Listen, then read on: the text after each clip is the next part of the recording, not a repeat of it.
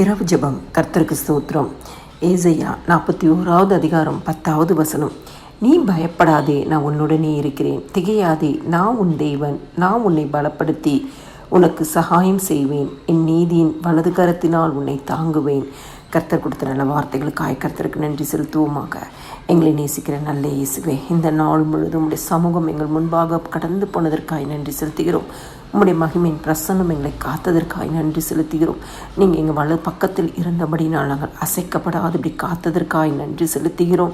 கோலான பாதைகளை செவ்வாய்ப்படுத்தினதற்காய் நன்றி செலுத்துகிறோம். அப்பா, அறிந்தும் அறியாமலும் செய்த எந்த ஒரு பாவமாதலும் இன்னும் ஒரு விஷயம் ரத்தத்தினால் கழுவி பரிசுத்தப்படுத்துங்க.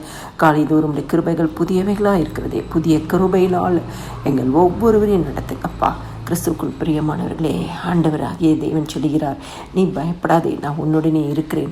ஒருவேளை இன்னைக்கு ஏதோ ஒரு சூழ்நிலை பயந்து கொண்டு கலங்கி கொண்டு தனிமையாக உட்கார்ந்து கொண்டு, ஆண்டவரே இந்த சூழ்நிலை எனக்கு எப்படி முடியுமோ என்று சொல்லி இருதயத்தில் அங்கலாய்த்து கொண்டு, என் பிள்ளைகளுடைய வாழ்க்கை எப்படி இருக்குமோ என்று சொல்லி வேதனையோடு கண்ணீரோடு இருக்கிற உங்களுக்கு ஆண்டவர் சொல்கிறார், நீ பயப்படாதே, நான் உன்னுடனே இருக்கிறேன். ஆண்டவர் எங்கேயோ தூரமாக இல்லை, உங்கள் பக்கத்திலே இருக்கிறேன் என்று சொல்லி கர்த்தர் வாக்கு பண்ணுகிறார்.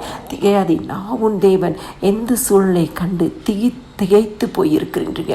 ஆண்டவரே, எப்படியப்பா நடக்க போகுதோ எனக்கு தெரியலையே, இந்த சூழ்நிலை எப்படி மாற்றப் போகிறதோ எனக்கு தெரியவில்லையே என்று சொல்லி கலங்கி திகைத்து கொண்டிருக்கிற உங்களுக்கு ஆண்டவர் சொல்கிறார், நானே உன் தேவன். நான் உன்னை பலப்படுத்தி உனக்கு சகாயம் செய்வேன். சோர்ந்து போயிருக்கிற சூழ்நிலை, வியாதிப்பட்டிருக்கிற சூழ்நிலை, பலவீனப்பட்டிருக்கிற சூழ்நிலை, கர்த்தர் சொல்கிறார், நான் உன்னை பலப்படுத்துவேன். நான் உனக்கு சகாயம் பண்ணுவேன். என் நீதியின் வலது கரத்தினால் உன்னை தாங்குவேன்.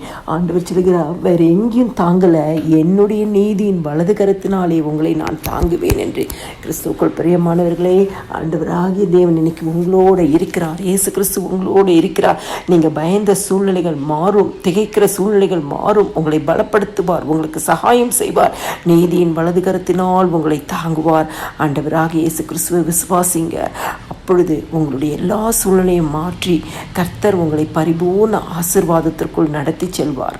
எல்லா துதியும் கனமும் மகிமையும் ஸ்தோத்திரமும் என் ஆண்டவராகிய இயேசு கிறிஸ்து ஒருவருக்கே செலுத்துகிறேன். ஆமென்.